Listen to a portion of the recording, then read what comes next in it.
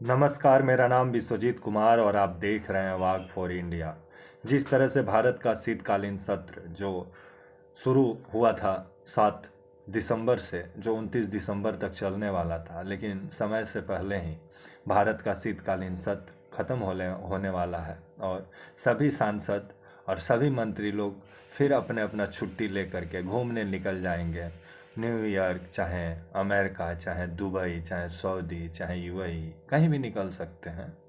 क्योंकि हमारे देश में जो संसद भवन है, जो राज्यसभा है, जो लोकसभा है, वो सिर्फ हल्ला करने के लिए बनाया गया है। उसमें जनता का मुद्दा थोड़ी उठता है और वहाँ सिर्फ सेलेक्टेड मुद्दा पे बहस होता है। जिससे सरकार को तकलीफ हो, वो मुद्दा पे बहस ही नहीं करना है। तो वहीं विपक्ष भी है, तो उसको भी वही करना है कि वैसा ही मुद्दा सेलेक्ट करना है कि जिससे वो लोग को फ़ायदा हो, देश की जनता को फ़ायदा हो चाहे नहीं हो। तो मैंने भी सोचा कि आज क्यों नहीं भारत का संसद भवन पे ही बात किया जाए कि हमारे जो मंत्री होते हैं और हमारे जो सांसद होते हैं, वो आपके लिए कितना जाके आवाज़ ये लोग संसद भवन में उठाते हैं, राज्यसभा में और लोकसभा में, जिन्हें आप चुन के अपने अपने इलाके से भेजते हैं इन लोग को राज्यसभा और लोकसभा। तो मैंने भी सोचा कि आज इसी विषय पे बात किया जाए। तो उससे पहले मैं चाहूँगा कि आप हमारे चैनल वॉक फॉर इंडिया को लाइक और सब्सक्राइब और शेयर करना ना भूलें।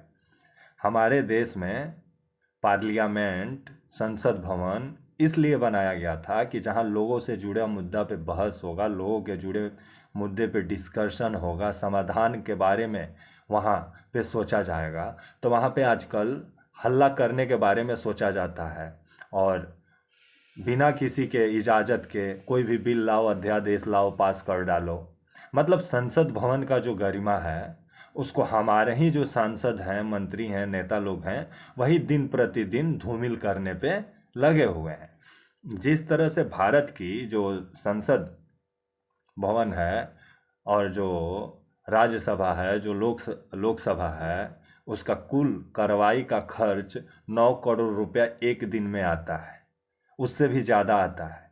और अगर घंटा का बात कर लेना तो 1 करोड़ से भी ज़्यादा रुपया एक घंटा में खर्चा होता है संसद भवन में। जो लोग ये लोग बैठ के चर्चा करते हैं, डिस्कशन करते हैं, उसके कार्रवाई के ऊपर और उसके इंतजाम और व्यवस्था के ऊपर इतना पैसा खर्चा होता है। और उसका नतीजा क्या निकलता है कि वहाँ से लोग हल्ला करके, थपड़ी बजा के और डेस्क थपथपा के और कोई बैनर पोस्टर लेके हल्ला मचा के बस आ जाना है। जनता का मुद्दा से क्या मतलब है? क्योंकि लोगों को ये समझना होगा कि जिसे आप चुन के अपने इलाके से, चाहे अपने राज्य से, चाहे अपने ज़िले से, जिनको आप चुन के भेजते हैं ना अपने राज्यसभा में चाहे लोकसभा में खास करके, क्योंकि राज्यसभा में तो पीछे वाले गेट से आते हैं ज़्यादातर। तो लोकसभा का जहाँ तक बात है, तो लोकसभा में जिन प्रतिनिधि को आप लोग चुन के भेजते हैं, वो आप लोग के लिए काम नहीं करते हैं। ये पहले देश की जनता को समझना होगा। क्योंकि पार्टी उन्हें टिकट देती है। अगर बीजेपी टिकट देगी तो वो बीजेपी का ही गुण गाएंगे। वो नेता कभी आपका मुद्दा संसद भवन में नहीं उठा सकता है, लोकसभा में नहीं उठा सकता है। ये आपको समझना होगा। जिस तरह से हमारे देश में आज विभिन्न समस्या है, लेकिन जिस तरह से इस बार का शीतकालीन सत्र बस हंगामे के भेंट चढ़ गया। लोगों का जो जुड़ा हुआ समस्या था उस पर बात कहाँ हुआ? महंगाई पे कहाँ बात हुआ? बेरोजगारी पे कहाँ डिस्कशन हुआ? मोरबी जैसा पुल हादसा हुआ, उस पे कहाँ बात हुआ? कश्मीर में कश्मीरी पंडित का टारगेटिंग किलिंग हो रहा है, उस पे कहाँ बात हुआ? जो हमारे देश में अभी बिहार का सबसे ज्वलंत मुद्दा बना हुआ है, जहाँ 100 से भी ज़्यादा लोग जहरीली शराब से मौत की खबर है, जिसको नीतीश सरकार लिपापोती करने के लिए तैयार है, इस पर भी हमारा लोकसभा में चर्चा नहीं हुआ।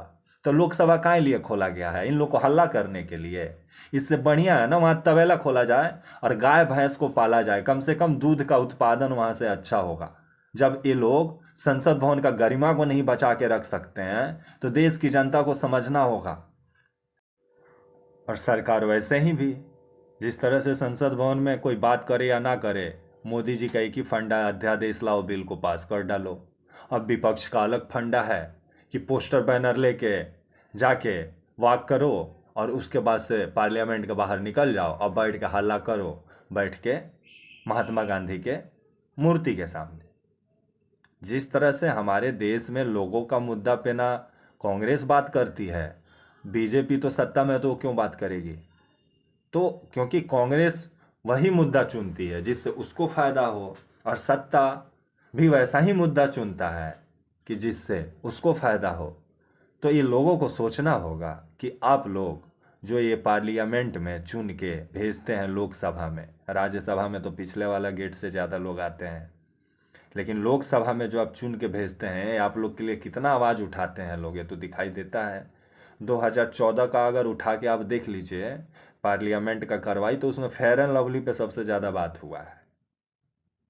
लोगों का मुद्दा से इन लोग को मतलब नहीं है, इन लोग का सत्ता बना रहना चाहिए। आज हमारे देश में महंगाई पे चर्चा हो सकता था पार्लियामेंट में, बेरोजगारी पे चर्चा हो सकता था, लोगों का जीवन स्तर कैसे बेहतर हो इस पे चर्चा हो सकता था, कुपोषण पे चर्चा हो सकता था, शिक्षा, आज हमारे देश में जो धंधा बना हुआ है उस पे चर्चा हो सकता था, लेकिन हो ही नहीं सकता है ना, क्योंकि कोई भी राजनीतिक पार्टी को ये सब मुद्दा से मतलब नहीं है, सिर्फ हिंदू मुस्लिम वाला मुद्दा से मतलब है।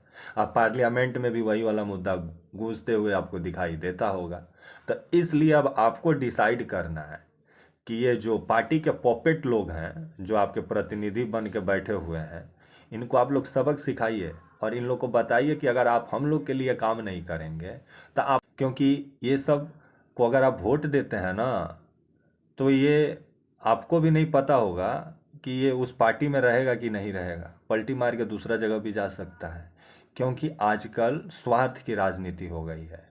देश को कैसे आगे बढ़ाना, ये किसी को इस विषय से मतलब ही नहीं है ना। सबसे पहला बात यह है, क्योंकि पार्टी का जो नियम है, कानून है, उसी को आपके प्रतिनिधि फॉलो करते हैं, और आप समझते हैं कि ये लोग जा रहा है लोकसभा में तो आप लोग के लिए आवाज़ उठा रहा है, तो ये आपकी गलतफहमी है।